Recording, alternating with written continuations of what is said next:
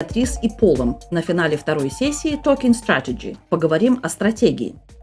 Пол О'Нил, директор отдела военных наук Королевского института объединенных вооружений Royal United Services Institute, RUSI.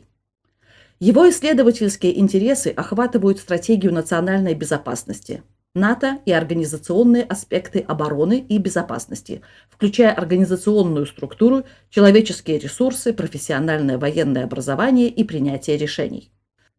Беатрис Хьюзер заведует кафедрой международных отношений Университета Глазго. Серия 12. Взгляд-практика. Конкурентная стратегия с генерал-майором Миком Райаном. Добро пожаловать в Talking Strategy. Поговорим о стратегии. Меня зовут Беатрис Хьюзер, и я заведую кафедрой международных отношений в Университете Глазго, но я прикомандирована к немецкому колледжу Генерального штаба. Я веду эту серию подкастов Королевского института объединенных вооружений совместно с Полом О'Нилом. В Talking Strategy поговорим о стратегии. Мы беседуем с экспертами о ключевых стратегических мыслителях всех возрастов и со всего мира, обсуждая наиболее важные идеи и влияния. Мы рады сотрудничеству с журналом «Военная стратегия». Во втором сезоне поговорим о стратегии.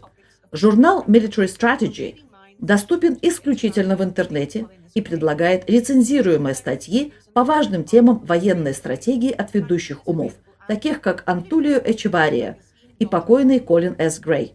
Журнал с более чем 30 выпусками и сотнями статей находится в свободном доступе на сайте. Сегодня во второй серии Пол берет интервью у нашего практика, генерал-майора Мика Райана. Итак, позвольте мне передать слово моему коллеге и другу, чтобы представить сегодняшнюю тему и докладчика. Пол, вам слово. Беатрис, большое спасибо. Что ж, я рад, что сегодня к нам присоединился Мик Райан, недавно вышедший в отставку генерал-майор австралийской армии, где его последней должностью была должность командующего Австралийским колледжем обороны в Канберре, институтом, который он радикально преобразовал. Он опытный стратег, проработавший на этом посту на высоких должностях в вооруженных силах Австралии и США. За свою военную карьеру он командовал взводом, эскадрильей, полком, оперативной группой и бригадой в австралийской армии.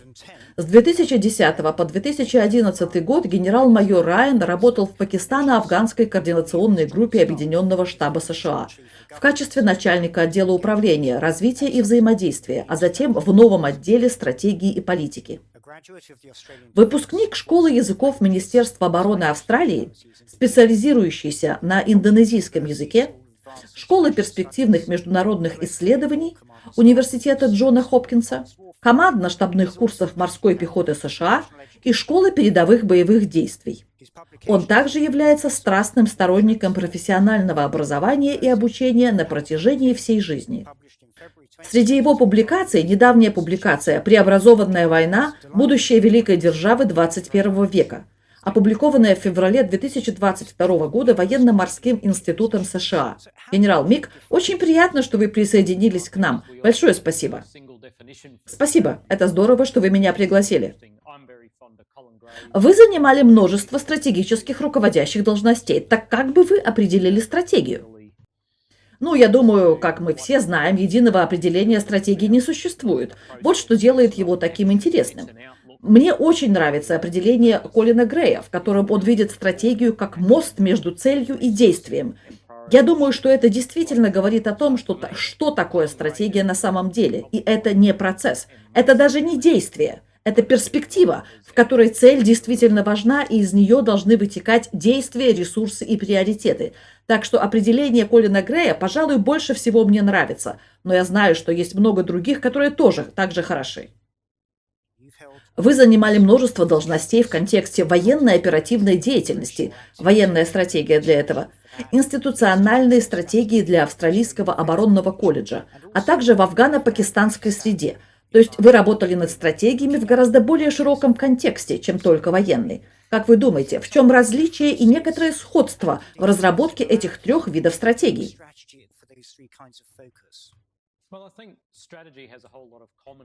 Что ж, у стратегии много общего. Во-первых, это никогда не бывает легко. Это всегда тяжело. И это не так просто, как сидеть за столом, придумывать стратегию, а затем действовать по ней.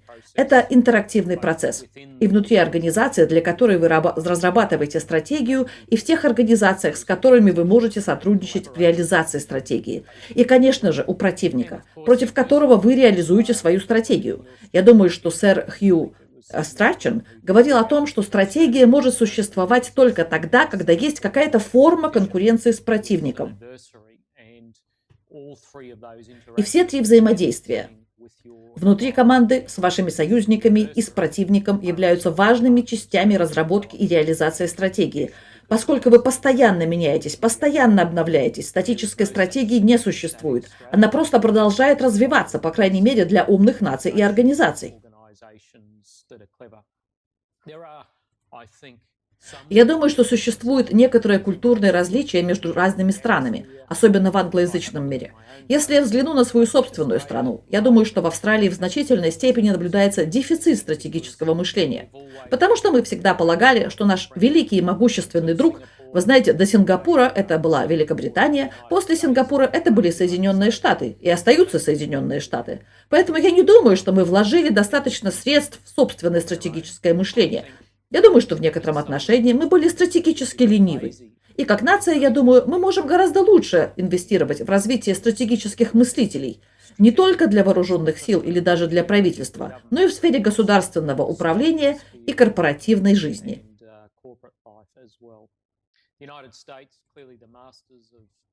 Соединенные Штаты, несомненно, мастера большой стратегии. Они занимались этим уже давно, задолго до Второй мировой войны. Очевидно, что у основателей этой страны была стратегия построения этой нации, а последующие поколения просто расширялись. Так вот, они думали об этом очень давно, теперь они держат в этом пальму первенства, и это дает вам другой взгляд на стратегию, чем, скажем, такая страна, как Великобритания, которая в определенное время смотрела на них сверху вниз, но больше так не смотрит. Итак, я думаю, что Великобритания имеет глубокую основу для стратегического мышления. Стратегической теории тоже, но подходит к этому с другой точки зрения, чем, скажем, из Соединенных Штатов. Итак, существуют культурные различия. Мне посчастливилось работать во всех из них, в первую очередь в Австралии, в Соединенных Штатах, но я, безусловно, познакомился со стратегическим мышлением в таких странах, как Новая Зеландия, Канада, Великобритания, Индонезия и Индия. Когда вы являетесь частью коалиции, стратегия должна отвечать потребностям нескольких партнеров. Конечно же, будет доминирующий партнер, как правило, Соединенные Штаты, но в этом процессе будут участвовать и более мелкие страны. И вы были частью этого, когда работали с США. Как, по вашему мнению, малые страны формируют стратегии более крупных держав? Потому что сама коалиция сама по себе имеет ценность даже для такой большой страны, как Соединенные Штаты. Ну, по крайней мере, теория состоит в том, что чем больше разнообразия взглядов, тем сильнее организация. И действительно, в теории это и есть сила демократии. Что мы можем рассмотреть самый широкий спектр из различных идей, отобрать их, реализовать, а затем подвергнуть то, что получилось, беспощадной проверке и при необходимости адаптировать. Это, по крайней мере, теория. В демократиях не всегда так получается, но это может и должно получаться. Я думаю, что Афганистан станет отличным примером того, как не следует применять стратегию в будущем. Вы знаете, там участвовало более 50 стран, и в какой степени малые страны получили право голоса или нет, я не уверен. Но если вы знаете, какова была стратегия для Афганистана, я хотел бы знать, потому что, насколько я вижу, борьба с терроризмом, борьба с повстанцами, государственное строительство – все это боролось за первенство в течение почти 2 десятилетий нашего пребывания там. Но я не думаю, что мы когда-либо полностью определились со стратегией. Итак, я думаю, что Афганистан является прекрасным примером того, как не следует следовать стратегии, как не управлять коалицией и как не делать так, чтобы проиграть войну. Если быть откровенным. В вашей работе «Преобразованная война» вы говорите о вступлении в бой или конфликт с несколькими стратегиями и в конечном итоге останавливаетесь на одной из-за изменчивой природы конфликта. Клаушевиц сказал бы о состязательной природе. Итак, что было такого проблематичного в Афганистане, поскольку было несколько стратегий? Какая из них была успешной, а какая не работала? С вашей точки зрения, исходя из преобразованной войны, вы бы переключились на другую стратегию. Итак, где была проблема в этом контексте? Я не думаю, что мы переключались со стратегии на стратегию и приспосабливались. Мы просто держали все три в равновесии. И я не думаю, что можно держать в напряжении разные стратегии. Вы должны остановиться на одном, если хотите единство усилий, единоначалия. У вас не так много ресурсов. Вам нужно определиться со стратегией, прежде чем вы начнете адаптировать и изменять эту стратегию. Думаю, проблема была в том, что мы так и не определились со стратегией. Мы думали, что сможем сбалансировать все три стратегии. Я не думаю, что мы смогли. И как показывает результат, это не сработало. Исходя из вашего собственного опыта, не могли бы вы прокомментировать влияние меньшей державы на своего крупного союзника? Как меньшая сила может сделать так, чтобы ее голос был услышан? Я думаю, у меньшей силы должны быть другие идеи. Она должна предлагать взаимодополняемость, а не копировать то, что делает великая держава. Итак, я думаю, что союзы должны заключаться в том, чтобы предлагать разные идеи, которые дополняют общую цель того, чего они пытаются достичь в союзе. А разве вы не получаете отпор от тех людей, которые не разделяют ваших идей и говорят: вы просто меньшая сила, почему бы тебе просто не смириться, не заткнуться и не делать то, что мы от тебя хотим? Конечно, иногда вы это делаете, но не всегда. Были времена, когда на совещаниях при закрытых дверях в некоторых больших зданиях на другом конце мира, которые выглядят как пятиугольник, Пентагон, вы получаете момент тишины, и люди говорят: о, мы не подумали об этом. Альянсы заключаются в том, чтобы привнести разные точки зрения для достижения общей цели. И они должны прикрывать слабости друг друга своими достоинствами. И время от времени возникает отпор, борьба идей. Но разве не в этом суть демократии? А здоровой конкуренции различных идей, чтобы увидеть, какая из них самая здоровая, лучшая, и которая с наибольшей вероятностью будет успешной. Считаете ли вы, что очень-очень полезно быть выходцем из англоязычной сферы, если вы хотите иметь хоть какое-то влияние в Вашингтоне? Я думаю, что когда-то так могло быть. Я не думаю, что это так сейчас. Вашингтон очень настроен на то, чтобы выслушивать мнение жителей западной части Тихого океана, в частности, собеседников из таких мест, как Япония, Корея, Сингапур.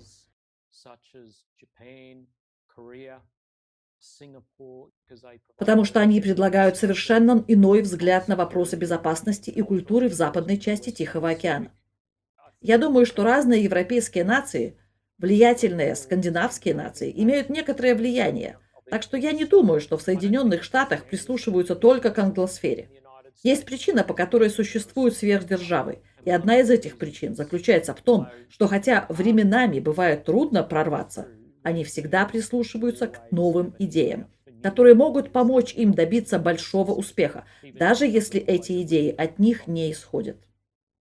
А кто влияет? Институты или отдельные лица? Мой опыт показывает, что на самом деле это люди доверяют людям. Они не доверяют нациям. Им может понравиться нация, они могут быть союзниками наций. Но на самом деле это по-прежнему в основном о человеческих отношениях. Если там есть человек, который прижился, как вы были в Соединенных Штатах, то они доверяют Мику Райану. Австралийский голос во многом зависит от ваших отношений с американцами, с которыми вы разговариваете.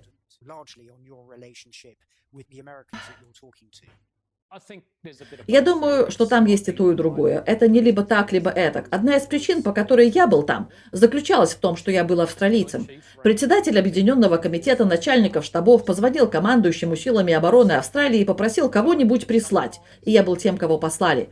Я думаю, что иногда отдельные люди могут иметь значительное влияние, но иногда организации тоже могут. Вес исторический вклад стран или институтов может придать авторитет отдельным людям, когда они работают над созданием собственного личного авторитета.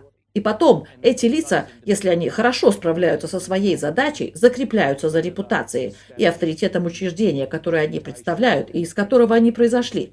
Итак, вы знаете, я думаю, что это интерактивно. Это не то и не другое по отдельности. Это немного и люди, и организации, и они как бы играют друг с другом. Я так думаю.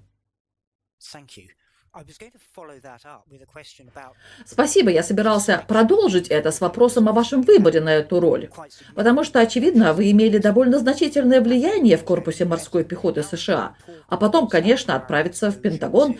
Насколько важно было это предварительное знакомство с американцами, чтобы понять, как они действовали, чтобы завоевать доверие, которое у вас, очевидно, было? Я думаю, что мой прошлый опыт был полезен. Посещение Квантика и их мероприятий, боевые действия сделали меня известной фигурой в американской системе. Как это произошло, когда я появился в Багдаде. Но это не стоило бы многого, если бы я пришел и был тем, кто появляется в 9, уходит в 4 и имеет двухчасовой перерыв на обед. Это помогает, что называется, просунуть ногу в дверь, но дальше дело за вами. И я очень много работал на этом посту, чтобы внести свой вклад, а также убедиться, что я не подвел репутацию моего учреждения и моей страны, откуда я родом.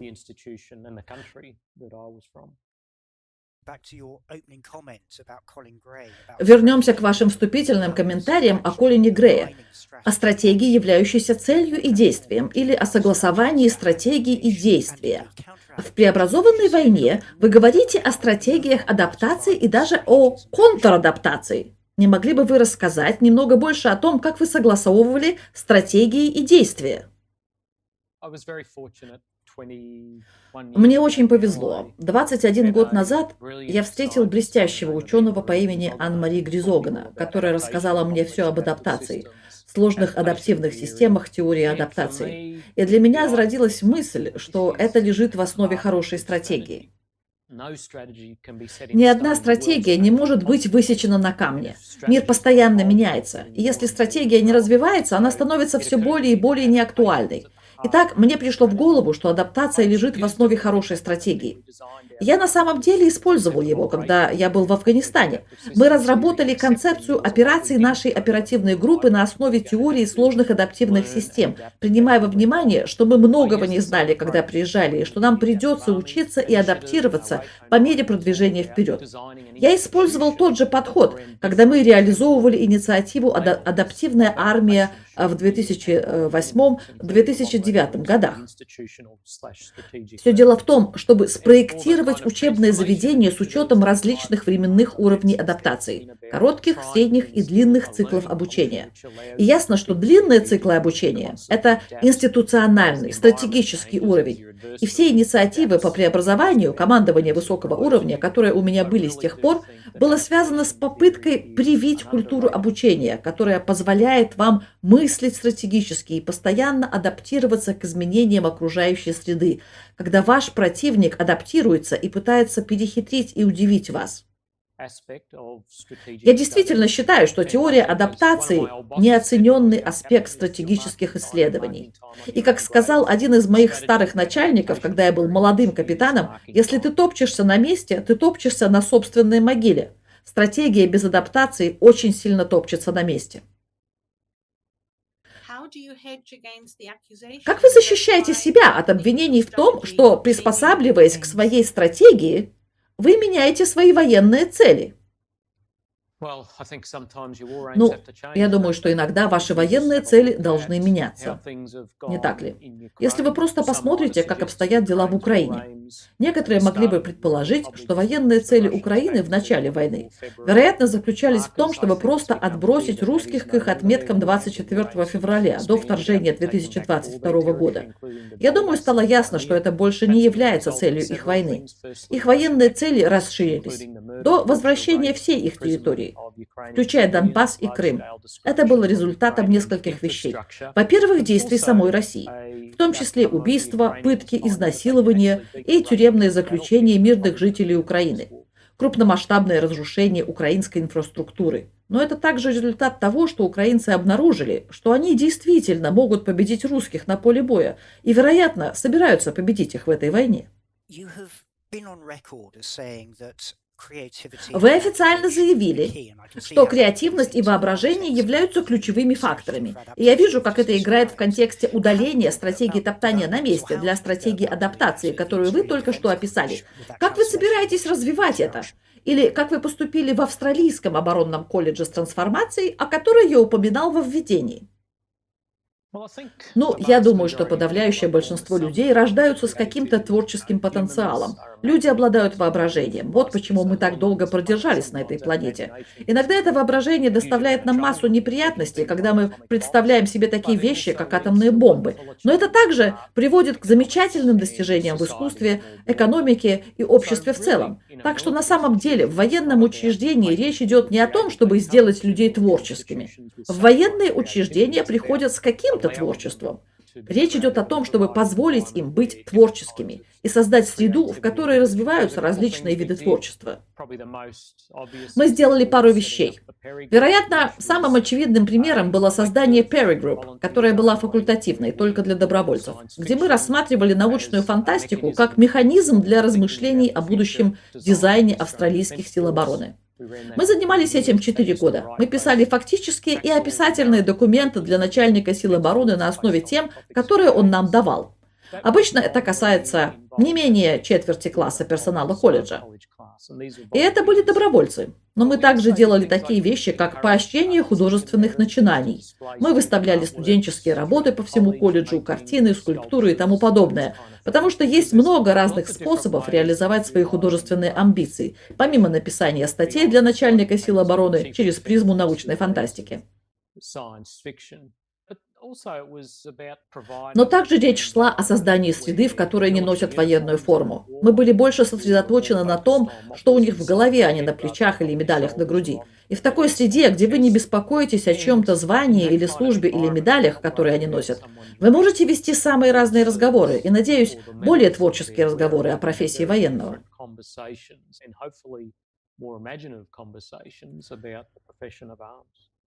Просто очень кратко скажу, что я могу свидетельствовать об этом, потому что я думаю, не в последнюю очередь, благодаря усилиям генерала Мика Райана. Я только что была в Австралийском колледже обороны в качестве приглашенного профессора. Это была очень стимулирующая среда.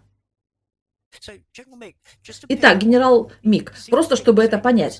Кажется, вы говорите, что между творчеством и военными структурами есть что-то изначально противоречащее, когда вы говорите о звании и тому подобных вещах. Итак, есть ли в вооруженных силах неотъемлемая стратегическая проблема, из-за которой вы должны попытаться обойти иерархическую модель, чтобы высвободить творчество, воображение и стратегию? Понимаете, хитрость в том, что в хорошей военной организации вам не нужно обходить иерархию, чтобы рождать творческие идеи. Израильские военные и другие вооруженные силы показали себя замечательно способными продвигать и усваивать новаторские идеи.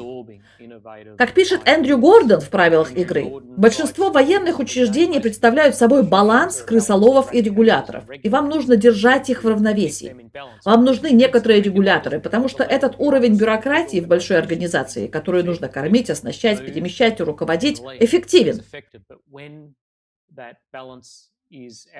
Но когда этот баланс нарушен и регуляторов слишком много, вы в конечном итоге подавляете творчество.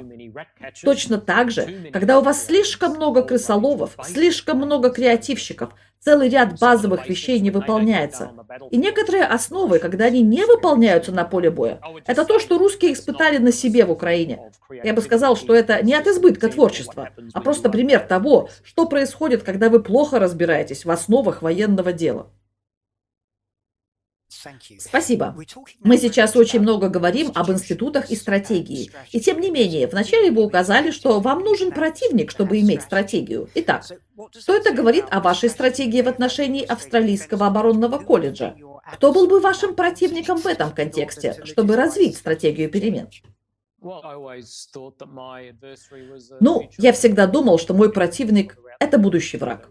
Потому что я готовил людей к тому, чтобы перехитрить, будь то китайцы или кто-то еще. Мы вроде как знаем, кто будет нашим будущим врагом сейчас. Итак, я готовил людей к тому, чтобы они могли перехитрить и победить такого противника в будущем. И стратегия была разработана, чтобы подготовить людей к этому. Поэтому я всегда имел в виду противника. Противником была не остальная часть системы. На самом деле все было наоборот. Остальная часть системы была моим союзником в подготовке людей и развитии этого интеллектуального преимущества в наших людях, чтобы они могли добиться успеха на поле боя в будущем. Итак, с точки зрения развития, вы подчеркнули, как вы сделали это с Perry Group, а в какое подходящее время мы должны начинать работать с людьми, чтобы помочь в разработке их стратегии. Ну, есть бойкий ответ, что никогда нельзя начинать слишком рано. Но реальность такова, что первые годы карьеры военного офицера посвящены развитию опыта в своей специальности, в своей области. И это все поглощает. Так и должно быть. Нам нужно, чтобы они могли побеждать в боях, побеждать в битвах. Но они доходят до точки примерно через 8-9 лет, когда цель и контекст становятся гораздо более важными. Итак, настало время, когда вы можете начать делиться опытом и смотреть, есть ли у них возможность перейти к более стратегическим моментам. Я не думаю, что все это делают. Некоторые люди всегда счастливы работать на тактическом уровне. Они хороши в этом. Это то, что они хотят сделать. И мы не должны навязывать людям ничего другого. Но примерно через 8-10 лет мы можем начать распознавать таланты и начинать инвестировать в них, отмечая, что вам необходимо сохранить тактический и оперативный опыт на протяжении всей вашей карьеры, даже когда вы являетесь начальником службы. Но баланс между этими и стратегическими проблемами будет постепенно меняться по мере продвижения по служебной лестнице.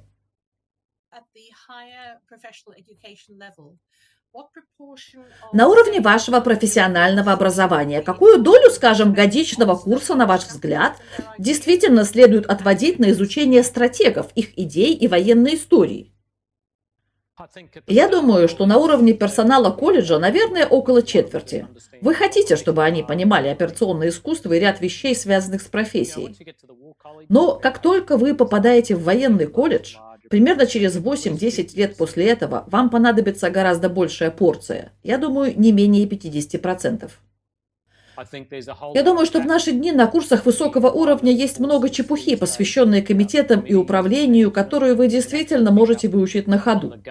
Принимая во внимание то, что, я думаю, стратегическая теория, военная история обеспечивают основу практически для всего, что вы делаете в качестве старшего военного офицера, будь то взаимодействие с государственными и другими ведомствами или руководство крупными военными организациями, я считаю, что нам, вероятно, нужно уделять больше времени стратегической теории и военной истории. Отмечаю, что нам также нужно уделять гораздо больше времени таким вещам, как передовые технологии, потому что нашим высшим руководителям нужно лучше разбираться в этом. Им не нужно быть профессорами в этом, но они должны быть более грамотными в таких вещах. «Преображенная война» рассказывает о периоде соперничества великих держав. И вы подчеркиваете в своей книге, что речь идет не только о вооруженных силах. Как вы подходите к разработке стратегии, когда она выходит за рамки военных действий? И теперь вы согласовываете несколько рычагов национальной власти и даже международной власти через коалицию. Потому что если противником является Китай, то Австралия не будет в одиночку иметь с этим дело. С этим даже США не справятся в одиночку. Итак, разработка стратегии, выходящей за рамки военной стратегии. Я думаю, что именно с этим Великобритании пришлось столкнуться во время Первой мировой войны и после нее. И США в преддверии Второй мировой войны и после нее. Выяснилось, что стратегия перестала быть просто военной проблемой, понимаете? Это было общенациональное предприятие. Если вы собирались вести тотальную войну, для этого требовался полный вклад всей нации и общества. Поэтому я думаю, что понимание того, что стратегия требует участия экспертов со всей страны, не только аспектов федерального правительства, но и государственных, коммерческих и социальных элементов, очень важно. Практика и обучение наших людей тому, что так важно, что военные не являются единственными экспертами, что они не являются единственными практиками стратегического искусства.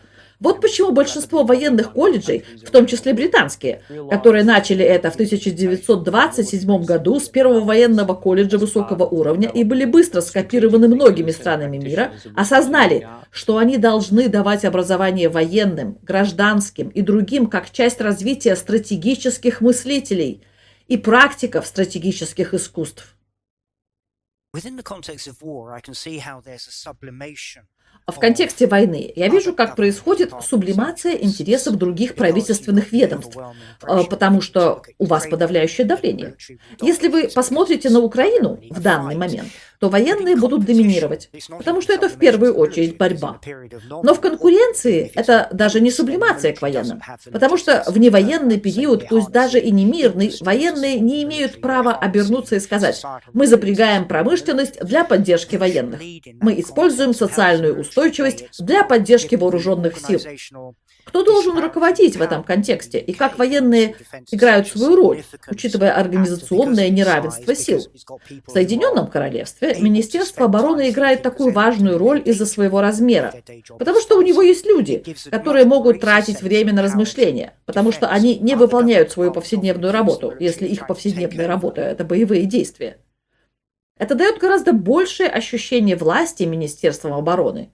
А другие правительственные ведомства часто обвиняют военных в попытках захватить власть. Во время войны и мира военные никогда не должны руководить разработкой нашей стратегии, не в демократии. Таким образом, не имеет значения, насколько глубокой или экзистенциальной может быть война. Военные не должны быть у руля. Во главе всегда должна стоять гражданская власть.